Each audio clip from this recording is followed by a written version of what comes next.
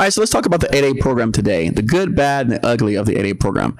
8A program also in the past has been known as the Super 8A program, where we're talking about agencies and offices that have been doing this for so long, so often, and they've done so many dollars, billions, and matter of fact, trillions of dollars in the program that it is the most widely known, adopted, accepted, and understood program out there. And so that's why I rank it number one in terms of all the 4 different certifications, regardless of what the government says, regardless of what they say in the rule books, that they're all equal. They're not all equal, because if a person doesn't know how to use something, then it doesn't make it equal, because if they can't use it, understand it, write to it, procure it, then they don't make them equal. So let's talk about the 8A program, some of the benefits. One good thing about the 8A program is that all of us qualify. That's right, all of us qualify. Even white men today qualify for the 8A program. So even though historically in the past it was a minority or diverse program, it has now been opened up to the general population. So everyone qualifies. So you just have to find whether or not you are socially disadvantaged. And what does that mean? It means that in some capacity you have been taken advantage of, or you've lacked something that has not given you the leg up in the world. And so that's very easy to demonstrate or show if you got rejected from some sort of, high school application, middle school application, college application. Those are all acceptable reasons for saying that you've been socially disadvantaged, which is great. I like the fairness of and the equity of it, because the purpose for me is to keep the program, because it's such a strong program. It's built so many black and brown millionaires, 100 millionaires, decamillionaires, and even some billion-dollar companies that we talk about in some of our previous programs, like Worldwide Technology, who successfully went through the 8A program. So that's a good thing. The other thing is you got to be socially disadvantaged. The second thing is economically disadvantaged. So what does that mean? It means you can't be rich, pretty much. So you can't have a lot of assets, you can't have a lot of wealth, and you can't make a whole bunch of money. Easy to do for most of us out here, because why? We don't qualify for any of those boxes. And if we did, we wouldn't be in the 8A program in the first place. We would be going and doing OTAs or some other type of procurement that was supported by large industries and large companies. Great. So you've got the 2 reasons why you could join. Now, let's talk about some of the benefits of the 8A program.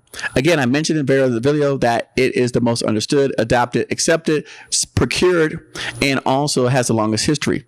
Wonderful. That's a great reason. But let's talk about what does that mean. Actually, out of all the programs, they are procuring the most amount of money across every single agency in the government.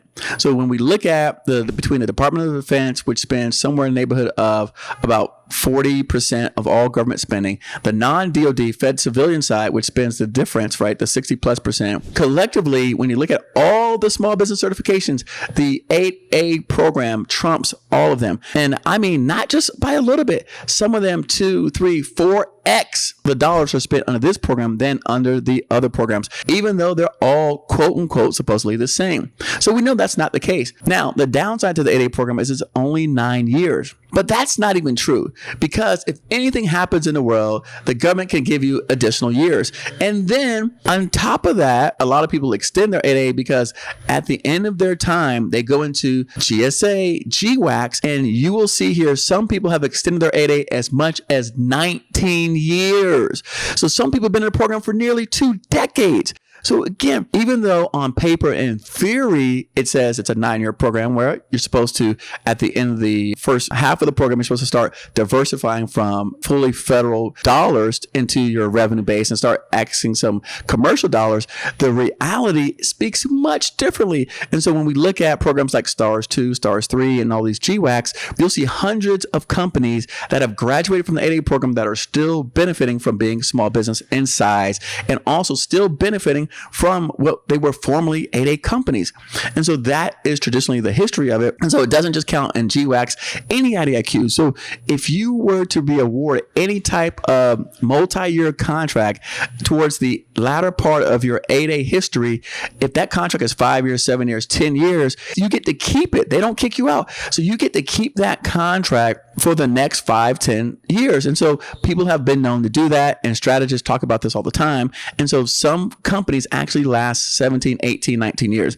The other great benefit of the 8A program is they actually assign you someone to help you. So the government assigns you what's called a BOS, or Business Opportunity Specialist, and that person is there to help assist you in procuring contracts. Amazing, right? And so again, these benefits, knowing that you can go 20 years in the best certification program that has the longest history and the most dollars spent, knowing that you actually get assigned an SBA rep to help you with your program, knowing that the government actually sends opportunities to you and your company, these are all tremendous benefits to being in the 8A program. Now, let's talk about some of the downsides of the 8A program. All right. So on the downsides, we have limited knowledge from the BOS. So again, the government does assign you a BOS. However, what happens is most people that I've talked to, and I've talked to dozens of people in the 8A program this year alone that have complained about their BOS. Over the last 7 years, I've probably talked to somewhere in the neighborhood of 100, 150 different small businesses in the 8A program that complains that their SBA rep is not doing their job. In fact, they don't even know what the SBA rep's job is, but they're saying that the SBA rep is not helping me get contracts. That goes to show that they don't understand the program and how the program works. Their job is not to get you contracts. However, they should be doing a service to you and helping you in some ways. And we'll talk about that in some upcoming videos. But the biggest complaint that I hear is that the BOS is full of BS and they don't help me do anything. And so really what happens is it falls upon you to understand their roles and responsibilities in the program so they can help you maximize the opportunities that exist, because the people that came before you made a mint in these programs. So you should be doing the same thing. Now, that's one of the downsides of it. The other downside is that the Native American side, the tribal side of the program does get the lion's share of all of the work. So when we look at the program statistically, and in fact, here's a clip where I interview the former head of the SBA tribal side, where they talk about the Alaska Native corporations, those 13 corporations out of Alaska receiving. The percentage of contracts that are awarded through the ANCs is just under 29%, just a couple of points, decimal points. I mean, it's about 29% of the dollars that go through those contracts go through ANCs. 29.8% of all of the 8A contracts. So 13 organizations get literally 30% of all the 8A contracts, and they've been doing that for years. But it doesn't necessarily affect you because, I mean, there's still billions and billions of dollars out there to be had for us small businesses who are interested in this program. And then when you add in the lower 48 tribes and then add in the Native Hawaiians, you're talking about somewhere above 50 plus percentile of the contracts going to a certain group of people, when historically we've been somewhere in the neighborhood of 6,000 to 9,000 businesses. So the bottom of us, we're literally sharing about 45% of the work.